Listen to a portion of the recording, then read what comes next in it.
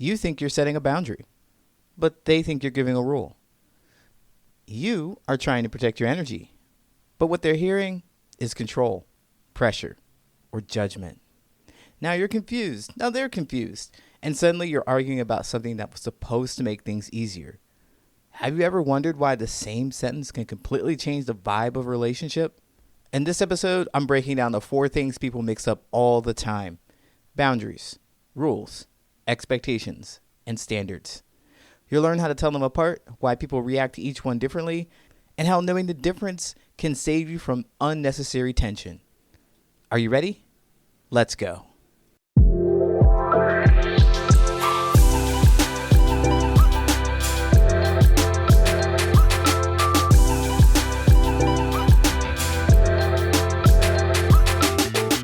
What's going on? My name is Coach Lee Hopkins. My pronouns are he, him, his, and you're listening to the Patterns of Possibility podcast, the podcast for late identified autistic adults who want real relationships without fake masks. Let's talk connection, clarity, and showing up as your authentic self. Now, the first thing I want to talk about is boundaries. That's the thing that I've heard that I needed to do to create healthy, meaningful relationships. And what I most frequently got wrong about boundaries is making them about the other person. They're not about the other person and their actions. They're about my actions in any given situation. So a boundary could sound like, I don't answer texts after 10 p.m. I'll respond in the morning. I'm talking about what I will do in any given situation. So I'm not going to argue with you about you sending me a text after 10 p.m. I'm just going to respond in the morning, so you can know what to expect. This is how we create healthy relationships, when we tell people how we are going to be in any given situation. And the problem that people face with this is that when we set boundaries, we expect people to get upset with it. We don't know how to say it right. I don't think that I learned how to say it right until my late 30s, and I'm 40 something now, because I was taught that I need to set rules for people. And that brings up the next one. Rules are different from boundaries, as they are about controlling someone else's actions. So a rule would sound like, you're not allowed to text me after 10 p.m. And then I would get upset because you texted me after 10 p.m. That does not talk about how I'm going to be. I'm stating how they are going to be, what they need to do. Now, this might work on children, but it's not going to work on an adult, because no one likes to be told what to do. You're not going to tell me what to do. I'll do what I want. In fact, if you tell me what to do, I'm going to do that thing that you don't want me to do, because I don't want to be told what to do. You might be familiar with demand avoidance, because that's exactly what it is. If you make a demand on me, I'm going to do the exact opposite of it. So if you try to set a rule when you mean to set a boundary, you're going to find a bit of trouble, especially if you're talking to someone who has demand avoidance. They're just going to do the thing that annoys you in the first place, and you're going to be frustrated because you said, hey, I don't want this. And they're going to be like, too bad. I'm going to do what I want to do, specifically because you told me that I can't do it. Now, let's talk about expectations. Expectations are about your hopes, not their expectations. Expectations is the way you hope things will turn out. In any given situation, you hope they will turn out this way, but they are not obligated to meet your expectations. Maybe, perhaps you expect your roommate to be home by 10 p.m. because your routine is to make sure that you're in bed by 9 o'clock, and when they come stumbling in at 10 p.m., it's just really frustrating for you. So you have these expectations that they will come home by 10 p.m. Even if they agree to it, it is an expectation, not a hope. It's not a boundary because you haven't told them what you are going to do. It's not a rule because you can't control other people, but it's an expectation and a hope that they'll return by 10 p.m. And it's not an unreasonable expectation, right? It's just you hope that they will do something to accommodate you. And if you're friends, if you're close enough, then hopefully they'll do that thing for you. But again, if you believe that they have to do this thing and you come out of character and you say, you should have been home before then, you know how I need to have my beauty sleep, or I need to be rested. You know how hard it is for me to get to sleep, and you blow up on them and you say all kinds of things to them. You're just going to be in a power struggle, and it's going to create more frustration. I'm going to pause here and say your feelings are valid. Of course, if you're upset about the fact that somebody you think who cares for you couldn't meet this simple expectation for you, yeah, you can have your feelings, but the way you handle them, the way you express them to others may not get you what you want. Because again, if you have a friend or you have an adult who is demand avoidant and they're not interested in doing things your way just because you want them to do it your way, they can be frustrated with it. And if you can't be calm and have a conversation and have rules for yourself, essentially boundaries for yourself, saying, well, if they come in after 10 p.m., this is what I'm going to do. Because you're trying to get this desired result of them to come home by 10 p.m. So it's worth having a conversation about it to see where you can meet each other, right? So expectations are about your hopes and not their obligations. It's not a boundary either. Boundaries are, again, about what you are going to do in any given situation. Now, let's talk about standards. Standards shape your culture. They determine your clique and the people who are in your circle. Standards sound something like this. I surround myself with people who show up on time and honor their agreements. So when you say things like this is kind of like a mission statement for you and yourself. This builds on top of your boundaries and rules and expectations. So let's say you really want to be in bed before 10 p.m. So you don't answer texts after 10 p.m. That's a thing that you do. And you tell people, hey, I don't answer texts after 10 p.m. If you do, I'm just going to respond to you in the morning. Or if you do, I keep my phone on because it's an emergency. If you wake me, I'm going to be pretty upset about that. And you just share. This is what you will do. These are your boundaries. And you don't have to try and set rules for these people. Like, I don't need to try and create a rule for you because you know enough to respect my boundary. You don't need rules in your relationships. You just need boundaries in your relationships. So knowing that about yourself, these expectations, so more than likely, they are going to meet those expectations that you have. It's not imposed upon them. It's just something that you hope will happen in your relationship. They will meet that because they respect your boundaries. And then that creates the standard of the people that you have around you. They point blank meet your expectations because you don't have to set rules and they respect your boundaries. I say all this to say is that if a friend or someone you care about or someone who supposedly cares about you frequently cancels last minute, your standard, if you look at your standard of the kind of people that you want in your life that respect your boundaries, you don't have to create rules for, and they meet your expectations, then you can decide easily whether or not this person belongs close to you or in the outskirts. So to reiterate, boundaries are about your actions, not their actions. Rules try to control other people's actions. Expectations are about your hopes for your relationships, not their obligations. They don't have to do these things. And standards will shape your circle or your culture and help you understand who belongs in your life. And to get clear on all of this, the first thing you need to know is what you will and will not tolerate. Like how you're going to behave in any given situation, which is your boundaries. You need to learn more about yourself and what you will and will not do in any given situation. And if you're the kind of person who doesn't take risks, doesn't take chances, doesn't try new things, doesn't say different things, you just kind of know what's going to happen, you'll never really get to meet people who understand to respect your boundaries. Like if you never say that this is what I'm going to do if you text me after 10 p.m. I'm just not ever going to talk to you again. If you're afraid to say something like that, if you're afraid to set a boundary because you're afraid of their response, then you may not be able to understand the standards that you are going to have for the kind of relationships you have in your life.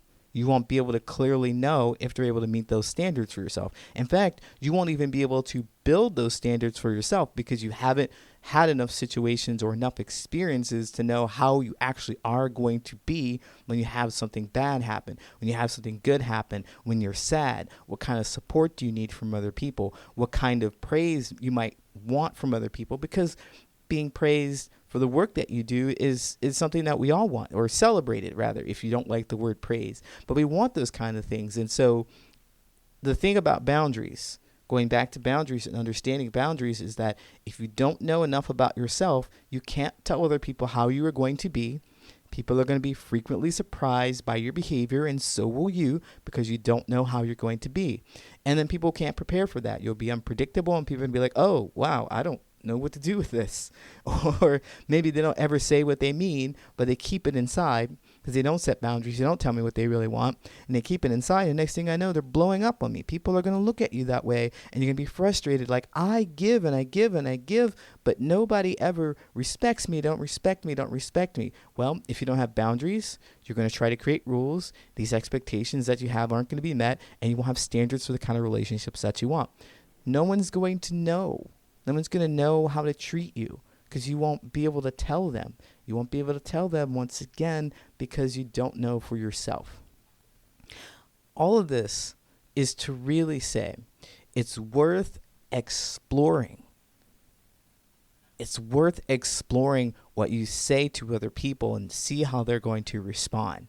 Even their response to you setting boundaries is information for you to know so you can connect with other people. Hey, I don't like to be talked that way. When you raise your voice to me, I'm going to shut down. And if you tell that to someone who genuinely wants a relationship with you, they're going to be like, oh, I better watch it. I didn't even realize I was raising my voice. That's just how we talk. That's just how I talk when I'm passionate. Let me adjust that. And it's not a rule. You're just telling them how you're impacted, and they care. So they will adjust, or they will discuss with you what's the best way to have this kind of conversation. And if you don't know, you've got a great person who's going to help you figure that out. By the way, that's what I believe friendship is all about. That's what I believe our purpose is, to have connections with people, is to help us understand more about ourselves, and we help them understand more about themselves. And then we go and we learn and we have experiences outside of each other together. You go to work and you have some experiences, and you go tell your friend about these experiences that you have. Oh, I'm so frustrated. And they might be say, hey, wait a minute. Maybe you could change your tone a little bit when you talk to your coworker. Or, hey, that was absolutely ridiculous. Maybe you can try this next time. Or just a shoulder to lean on when you're having trouble. They can be those people for you, but only if they really know you. They will know you when you have boundaries, when you clearly state who you are, your actions, how you're going to behave so they can know you. By the way, I'll be talking about this tonight in the Patterns of Possibility community, Lessons with Coach Lee. So we're going to be talking about when authenticity is hard. So it is very hard sometimes to share your truth with people because you just don't know how to respond. We're going to talk about ways authenticity start with your inner honesty and how integrity guides your choices, with those standards that I talk about, and how to express yourself with clarity. We're going to do it all in 30 minutes. So join us tonight at 6 p.m. Central Standard Time. You can find the event at patternsofpossibility.com/events. We also have open coaching on the second and fourth Saturdays of the month. So if you have a question that is related to your relationships, if you want some clarity, I will be happy to break it down for you and give you something actionable that you can actually try after we leave the call. So that happens on the second and fourth Saturdays. It's open coaching for everyone. But if you're a community member, it happens every Saturday. Finally, we also have the structured social hour.